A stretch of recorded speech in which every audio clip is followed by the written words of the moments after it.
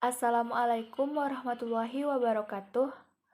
Perkenalkan, nama saya Dara Kurnia Desta dengan NIM 2012919 dari kelas 20 BKT 07.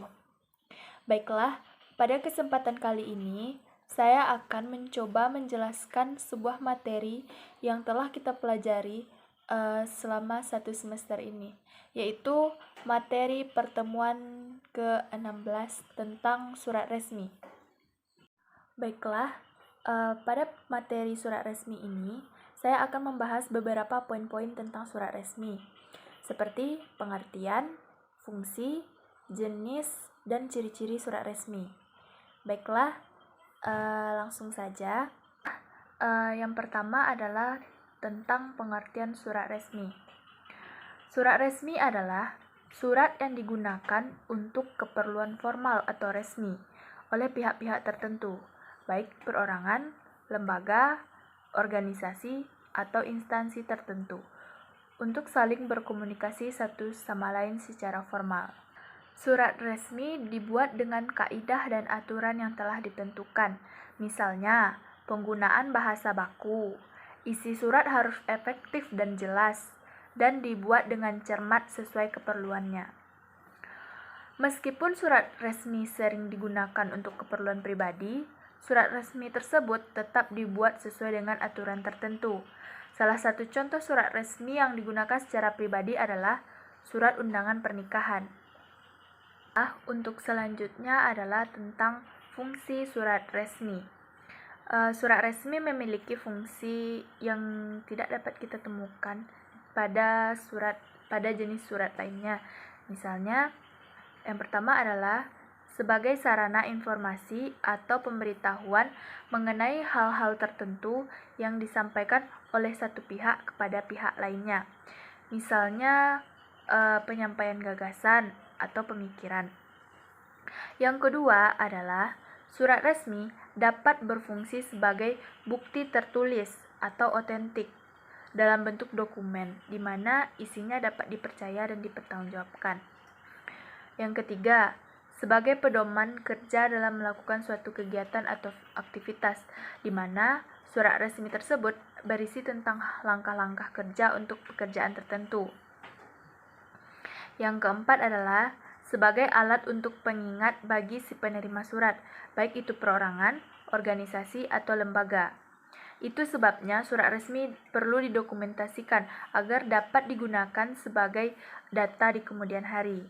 Yang selanjutnya adalah surat resmi juga dapat berfungsi sebagai bukti historis dan bukti kronologis. Meskipun saat ini telah ada fasilitas teknologi berupa email atau surat elektronik, tetapi surat resmi dalam bentuk printout masih tetap diperlukan untuk keperluan tertentu, baik itu keperluan bisnis, niaga, pemberitahuan, dan keperluan lainnya. Berikutnya adalah tentang ciri-ciri dari surat resmi. Surat resmi menggunakan bahasa baku yang sesuai dengan kaidah kebahasaan dan ejaan yang disempurnakan atau EYD. Mulai dari kosakata, frasa, hingga tata bahasa yang dipakai.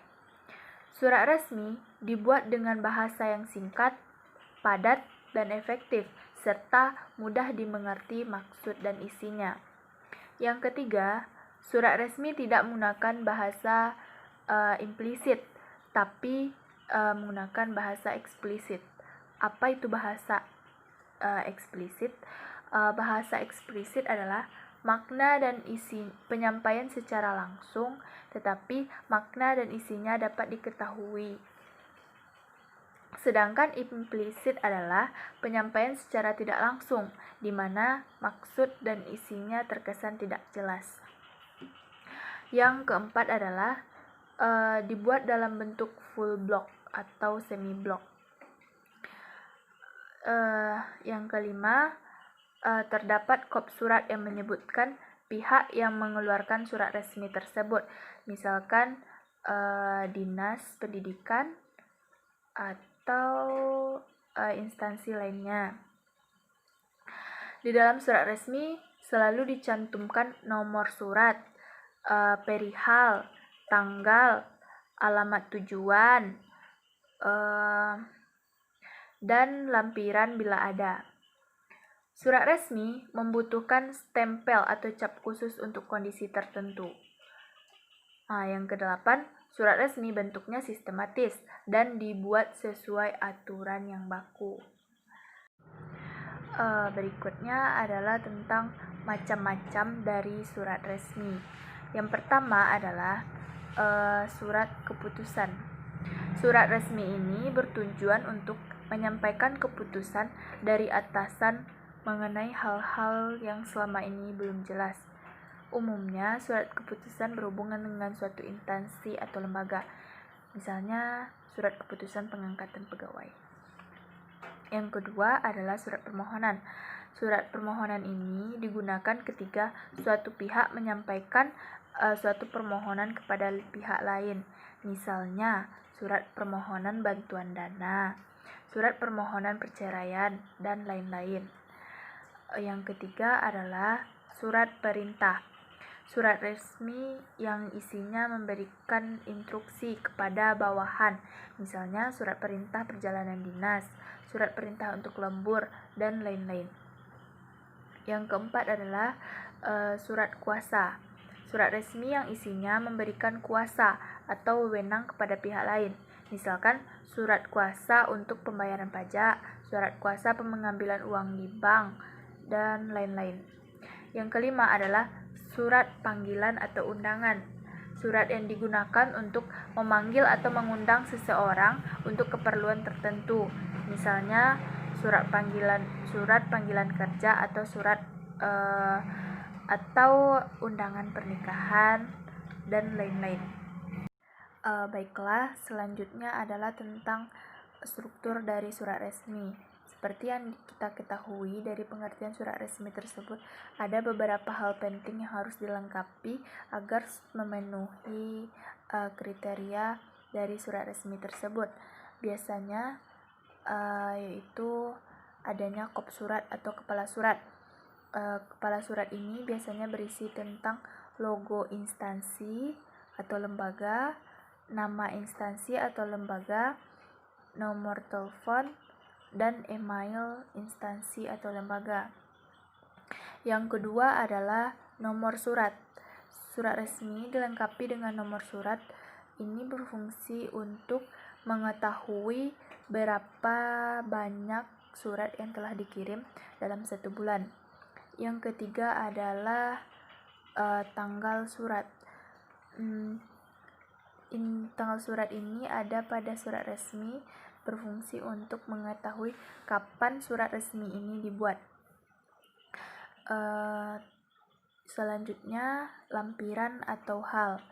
Lampiran atau hal ini berisi